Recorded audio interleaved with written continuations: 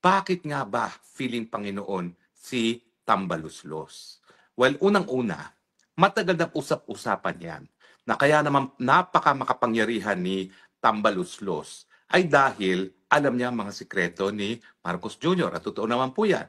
Sila'y pinsan buo. Alam ko pong malapit sila.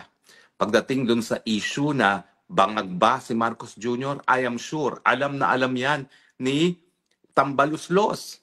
At hindi ako magtataka kung user ang Marcos Jr., may posibilidad din na itong si Tambaluslos ay user din. Dahil alam niyo naman, magpipinsan, malalapit sa isa't isa, at alam niyo naman, uso yung mga group singhot sessions dyan. No? So hindi ako magtataka kung bakit alam niya kung talagang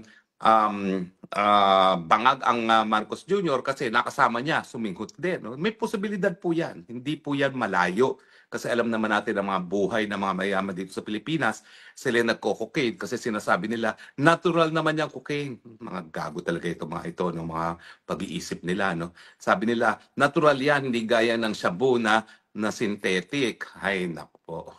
Yan ang magiging justification kung bakit sila nagpabangag-bangag. Kalukuhan po yan. No? Dahil wala naman pong bansa sa planetang ito na hindi kinukonsidera na illegal ang cocaine. Talagang ang cocaine po naninira sa pag-iisip ng isang tao.